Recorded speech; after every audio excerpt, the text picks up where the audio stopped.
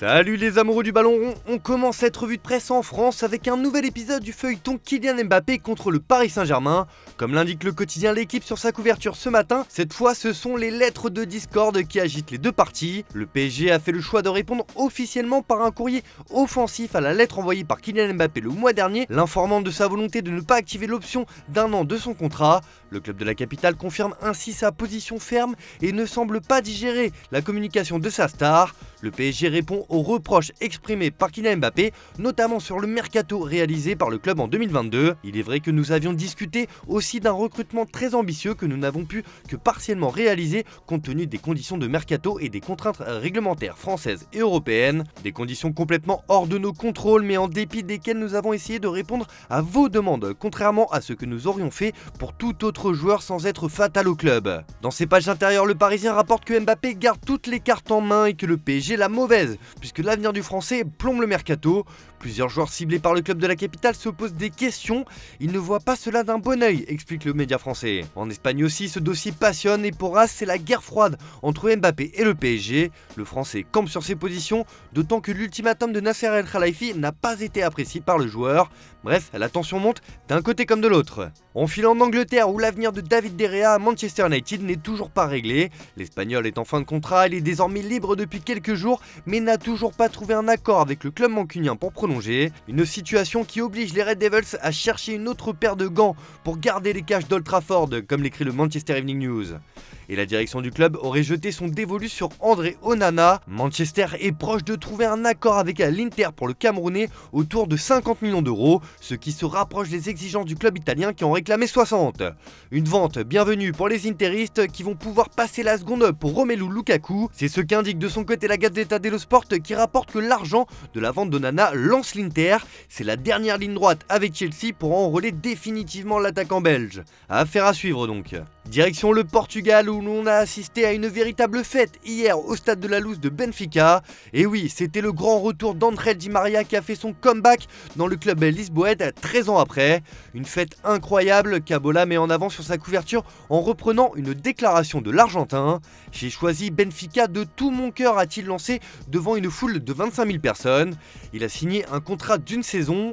Même chose en une de Record qui parle d'euphorie du cœur pour Di Maria, alors que le Coréo Damanien estime qu'il y aura un champion du monde au stade de la Luz la saison prochaine. Dans la presse espagnole, c'est aussi le mercato qui fait les gros titres ce matin, et en Catalogne, il est évidemment question du FC Barcelone, et c'est Xavi qui fait la couverture de Sport, car le coach Blaugrana met la pression sur son club, comme le placarde le quotidien. C'est simple, Xavi a déclaré qu'il avait besoin de renforts sur le mercato.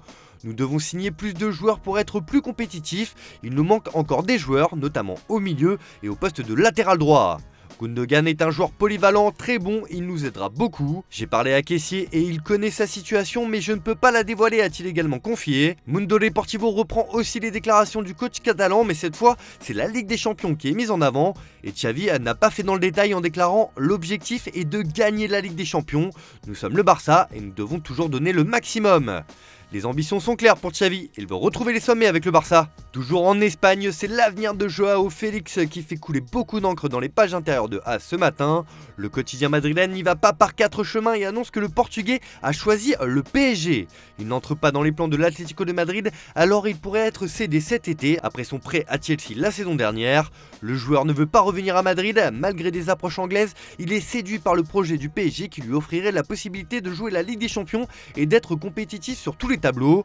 La présence de Luis Enrique qui l'apprécie et de certains de ses compatriotes portugais comme Danilo, Vitinha et Renato Sanchez sont un plus. Du côté du joueur, tous les voyants semblent être donc au vert, mais les clubs vont devoir s'entendre. AS précise que l'Atlético de Madrid réclame 100 millions d'euros pour son joueur sous contrat jusqu'en 2027, une somme jugée élevée par le PSG, et le club de la capitale ne se lancera sur ce dossier si jamais il réussit à vendre Neymar. Le cas Félix n'est en revanche pas lié au dossier Kylian Mbappé.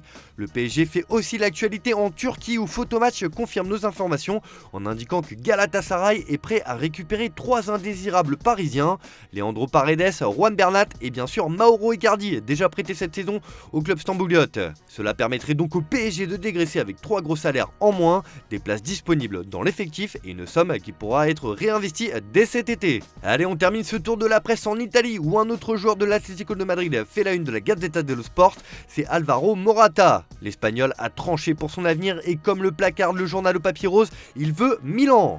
L'Espagnol s'est décidé, les Rossoneri lui offrent 5 millions d'euros par an. Il a dit non à l'Arabie Saoudite pour le club lombard. Maintenant, Milan doit se mettre d'accord avec l'Atlético de Madrid.